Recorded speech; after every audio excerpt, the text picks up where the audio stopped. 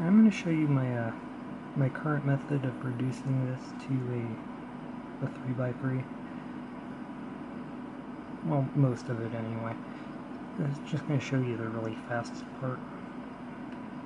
I already did one. This is after I got it back to cubic shape, and I reduced one of the edge groups.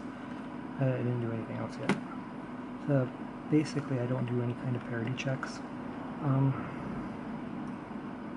So I'll start out by, well, I already have one of these that's built, but I'm not going to use it because I want to show you how I do it.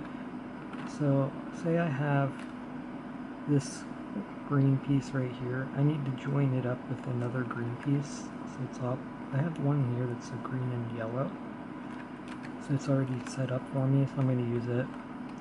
I do a 45-degree rotation of the top, or the upper layer.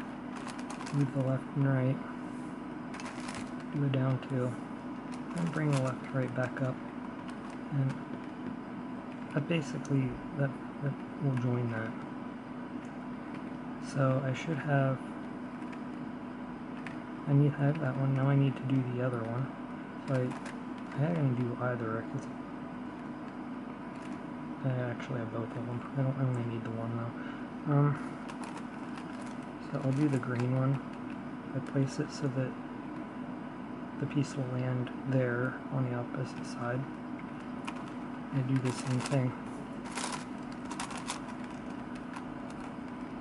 Okay, from here I will place both of those so that they're on the opposite sides of the cube as each other.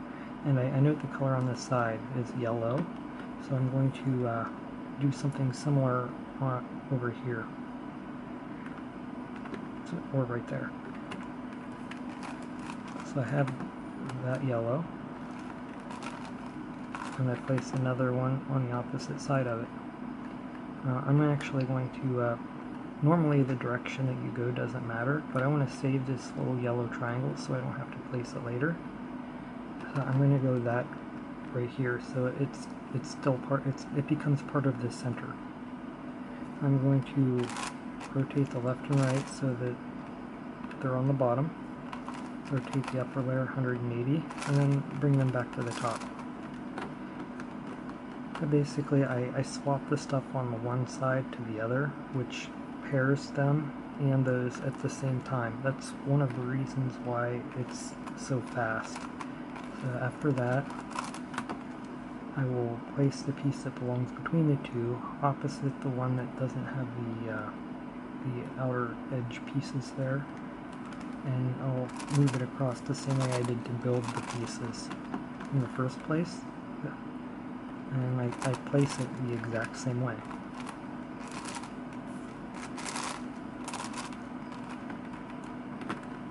Now you can place the small triangles in one of two directions. I do it in one of two different ways. Anyway, one of which is based on a commutator that Arline showed, and the other is just a 180 degree center rotation after you do a 45 degree with one piece on the other side. So you can actually do a couple of them at once, or you can just do 3 cycles to fix your centers so that you don't have to do stuff later. Yeah. So basically, if I were to do something like that, and after 180 degree center rotation, that would fix that.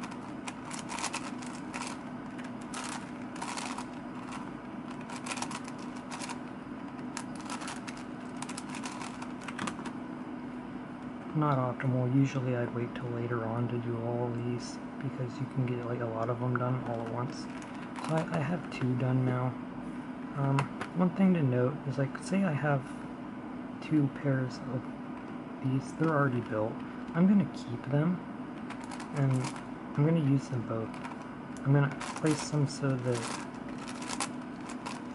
they join up with one of the other ones that's white, and I'll place the one that belongs with it opposite it, like that.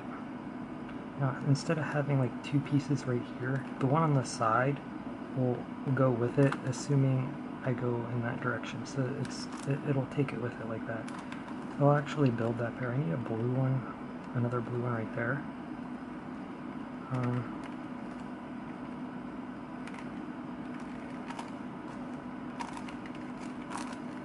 like that.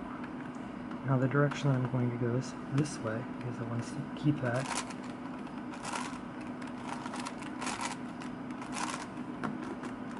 And I have that and that, and I just need to find the one that belongs between the two. Now I'm basically just going to keep building with stuff like that.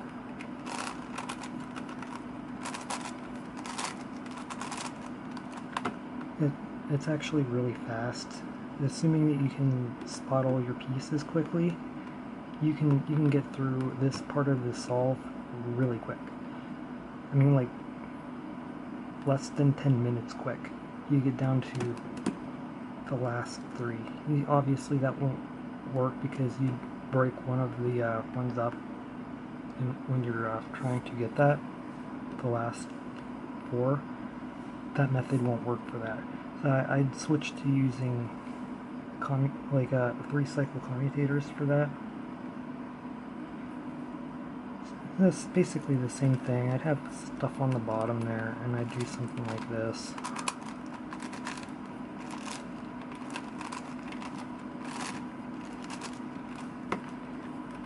Maybe move things around that way until I get down to the last two. That's where I do my parity check.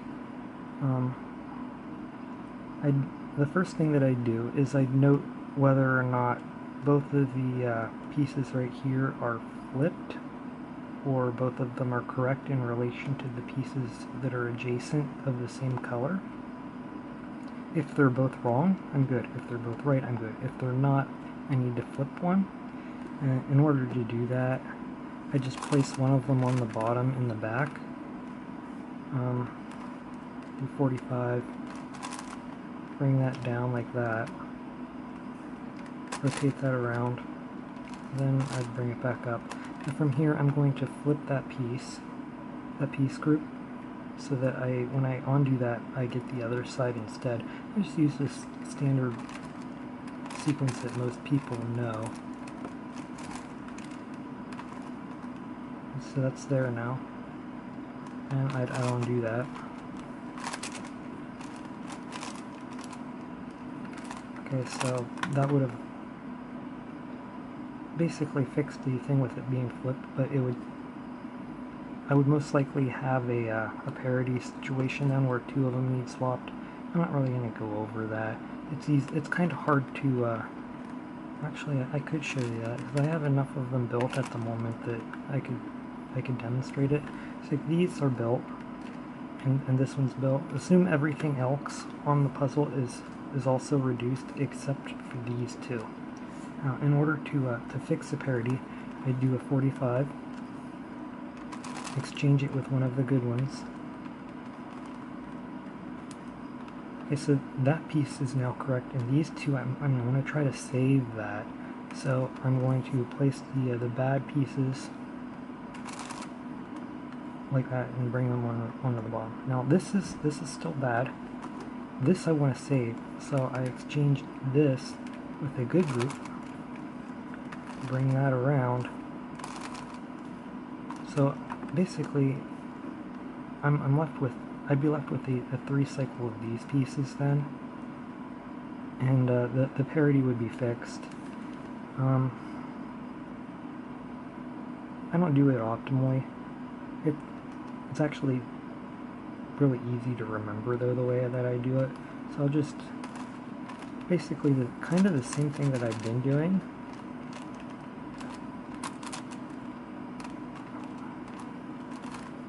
But it's like a chain.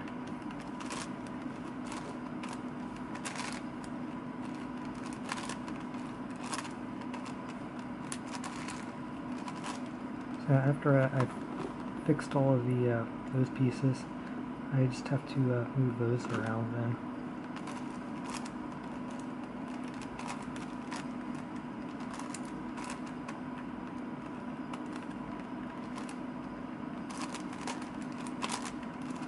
And I'd be the parity would be fixed, and I'd just be left with like the kites and stuff, and maybe I need to flip them, but it's still just 2, and from this point I would reduce it as much as possible using simple moves where I flip stuff from one side to the other, the way I did when I reduced it, to get it down to the minimum number that I'd actually need to cycle. And I would actually use the 30 move sequence that I came up with because I like it. I mean, there's probably a faster way. Well, I'm pretty sure there is, but it's simple for me to remember, and it takes me just a couple seconds to execute it.